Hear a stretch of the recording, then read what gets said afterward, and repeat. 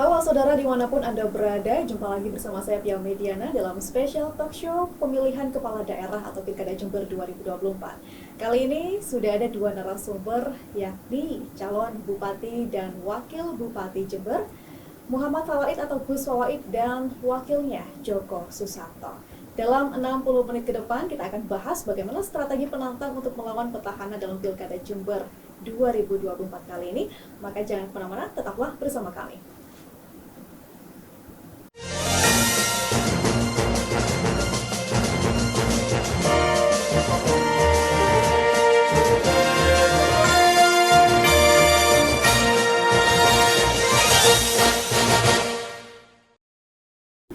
Terima kasih Gus Fawaid dan juga Pak Joko Sama-sama, sudah hadir Mbak. meluangkan waktu untuk berbagi strategi dan visi misi di sini. Apa kabar hari ini? Alhamdulillah. Assalamualaikum. Waalaikumsalam. Sehat ya semuanya? Dan kami ucapkan selamat tentunya sudah resmi menjadi peserta Terima Pilkada kasih. Jember 2024 dengan nomor urut 2. Victory. Bagaimana perasaannya mendapat nomor urut 2? Apa makna nomor 2 bagi Anda saat ini? Ya, alhamdulillah. Ini saya pikir sesuai dengan cita-cita kami berdua, bahkan para pendukung kami, karena kami yakin bahwa di 2024 ini nomor 2 adalah angka keberuntungan. Kita lihat Pak Prabowo, beliau bisa memenangi Pilpres dengan baik dan bahkan dengan suara yang sangat meyakinkan dengan nomor urut 2. Dan saya kader Pak Prabowo, maka nomor 2 bagi saya adalah sebuah victory, sebuah kemenangan yang insya Allah itu kita persembahkan, saya dengan Pak Joko, kita persembahkan untuk masyarakat Jember. Begitupun dengan Pak Joko? Sama. Angka 2? Oke, ke Gus Fawaid dulu ini. Kenapa memilih Pak Joko Susanto? Apa spesialnya dari Pak Joko ini? Ya, jadi saya pikir saya ini anak muda. Saya kader partai politik. Dan kami anak muda ini punya semangat yang menggebu-gebu terkait bagaimana kita harus melakukan lompatan-lompatan pembangunan di Jember. Jember adalah kabupaten yang didesain menjadi kabupaten growth pool, pusat pertumbuhan ekonomi, kabupaten yang didesain menjadi kabupaten penyangga. Tapi justru hari ini kita jauh tertinggal dibanding kabupaten sebelah dengan Banyuwangi. Bahkan di beberapa sektor, kita kalah dengan beberapa kabupaten sebelah kita yang lain. Maka Jember perlu lompatan-lompatan. Nah, yang bisa melakukan lompatan ini anak muda. Banyak sekali kabupaten-kabupaten, bahkan negara, bisa melompat jauh ketika pemimpinnya adalah anak muda. Namun, anak muda tentu punya sedikit kelemahan. Biasanya harus didampingi oleh tokoh senior. Sedangkan saya melihat Pak Joko, ini adalah sangat ideal bersama saya karena beliau tokoh senior, berpengalaman, secara ekonomi sudah selesai, dan beliau sangat matang sehingga akan melengkapi kombinasi antara anak muda dengan senior, dan insya Allah itu adalah pasangan yang ideal. Senior dengan senior kurang pas, anak muda dengan anak muda juga mungkin kurang pas juga, maka anak muda dengan tokoh senior yang akan membawa cinta untuk Kabupaten Jember. Oke, itu menurut Gus Fawaid. Pak Joko nih, kenapa mau menjadi wakil Gus Fawaid? Bukannya dulu ingin menjadi calon bupati dan sampai mendapat surat tugas dari sejumlah partai begitu. Kenapa menurunkan target, Pak Joko? Ya, kalau bicara ingin, sebetulnya saya tidak pernah punya keinginan. Karena hidup saya sudah selesai. Oh, gitu. Kan itu kan. Merasa cukup dong, Pak? Hah? Merasa cukup? Ya, orang harus selalu merasa cukup. Oke. Kan itu. Sehingga kita bisa bersyukur. Kan itu. Kalau kita merasa kurang, ya kita akan jauh dari rasa syukur dong. Jadi dalam rangka bersyukur, bukan menurunkan target atau Oh, capaian, ya? tidak. Baik. Nah, kalau misalkan istimewanya Gus Fawaid di mata Pak Joko seperti apa? Satu tokoh muda yang punya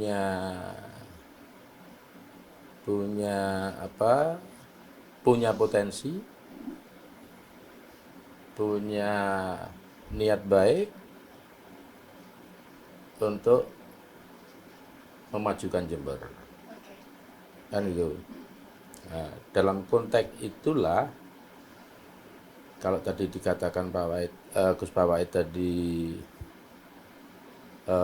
apa perlu saya dampingin tadi ya semata-mata karena saya ingin mengantarkan anak muda yang punya niat baik tadi untuk bisa merubah Jember lebih baik. Dan itu luar biasanya Pak Joko. Tapi berhubung Pak Joko dengan Gus Sawati ini punya rentang usia yang cukup jauh, sekitar 28 tahun. Nah, Pak Joko apa tidak canggung nanti di kemudian hari ketika dimintai tolong, instruksi oleh orang yang jauh lebih muda usianya daripada Anda? Saya pikir konteksnya kan bukan personal, itu satu. Yang kedua, perlu dipahami bahwa pilkada itu milih pemimpin atau kepala daerah. Pertanyaannya apakah kepala daerah itu bupati? Apakah kepala daerah itu wakil bupati? Bukan. Yang dipilih itu kepala daerah. Artinya bupati dan wakil bupati itu satu kesatuan. Tidak harus tidak dipahami sebagai personal yang beda. Gambarannya mungkin satu fungsi tangan, satu fungsi kaki, kan gitu loh kira-kira begitu. Satu kesatuan ya. Satu kesatuan. Kolaboratif begitu. Betul. Nah, Gus Sawait kemarin kan terpilih di pemilihan legislatif DPRD Jawa Timur. Kenapa memilih untuk maju di Pilkada Jember? Bukannya itu buang-buang energi, kemudian biaya, apalagi basis pemilih Anda sudah kadung percaya begitu. Ya, Mbak, saya adalah orang yang dibesarkan dari kalangan aktivis. Saya yang dibesarkan dari kalangan kampus. Kami ketika di aktivis selalu diajarkan, ketika melihat ketidakadilan, melihat ketidaksesuaian, melihat banyak orang yang termarginalkan, kami selalu merasa punya idealisme. Jiwa kami meronta-ronta. Kalau saya niat hanya untuk kepentingan saya pribadi, maka saya pikir saya selesai dengan jadi anggota DPR provinsi, yang hari ini harusnya saya jadi pimpinan DPRD provinsi. Tapi apakah tega saya melihat tetangga saya, konstituen saya, rakyat Jember, yang hari ini angka kemiskinannya terbanyak kedua di Jawa Timur. Belum lagi angka stunting kita tertinggi, angka kematian ibu tertinggi, angka kematian bayi tertinggi. Belum lagi harapan hidup orang Jember lebih rendah dibanding Banyuwangi jauh, dibanding Lumajang jauh. Maka apakah kita bisa berdiam diri hanya karena kita punya jabatan? Hanya kita mungkin sudah mapan, hanya dengan selesai pemilu terus kita merasa sudah nggak usah gambling, nggak usah susah payah. Jiwa aktivis kami meronta-ronta untuk terpanggil bagaimana mengatasi masalah yang urgent selama 10 tahun ini di Jember. Kemiskinan di Jember ini naik loh. Saat kemiskinan di nasional turun, saat kemiskinan di Jawa Timur turun, justru kemiskinan di Jember naik. Apakah jiwa kita sebagai aktivis akan diam saja? Sebagai orang yang dikader di partai politik akan diam saja? Sebagai orang yang digembleng di partai politik akan diam saja? Jiwa kami terpanggil. Saya dan Pak Joko akan hadir untuk membawa cinta untuk Kabupaten Jember. Dulu ketika pertama kali menjabat di DPRD Jawa Timur, usia Anda cukup muda sekali Ya. waktu itu, 29 tahun? 26. 26. Baik. tahun. Apa modal Anda selain latar belakang sebagai aktivis waktu itu? Ya, jadi dulu banyak orang yang bilang bahwa orang berjuang di politik itu membutuhkan modal yang begitu besar. Modal finansial ya. Nah, tapi saya pada waktu itu maju pertama kali, saya masuk partai usia 21 tahun. Kemudian saya maju legislatif itu usia 24-25 tahun. Saya pada waktu itu lawan 2 incumbent, jadi spesialis saya ini ngelawan incumbent, Pak. 2 incumbent DPRD provinsi waktu itu, dan saya yakin bahwa masyarakat punya hati, masyarakat Jember orang yang baik, masyarakat Jember Lumajang pada waktu itu orang yang sangat baik. Saya tidak percaya bahwa masyarakat itu bisa dibeli sepenuhnya. Maka kami turun ke bawah, kami sapa masyarakat, kami membawa cinta. Jadi bahasa cinta ini sebenarnya bukan bahasa sekarang, tapi bahasa yang sudah lama. Kami membawa cinta kepada masyarakat, cinta warga Jember, cinta warga Lumajang, cinta petani, cinta buruh tani, cinta nelayan, cinta orang termarginalkan, cinta wong cilik.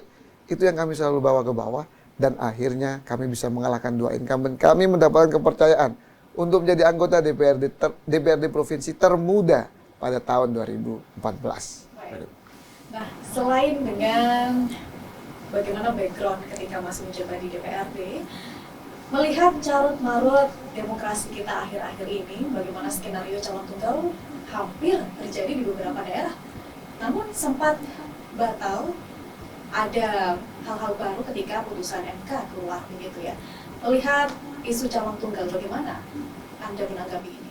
Ya, jadi saya pikir calon tunggal, calon dua, calon tiga, calon banyak itu tidak ada yang salah karena itu diatur dalam aturan kita, bahkan diputuskan dalam keputusan Mahkamah Konstitusi yang awal terkait masalah calon tunggal dan itu sah.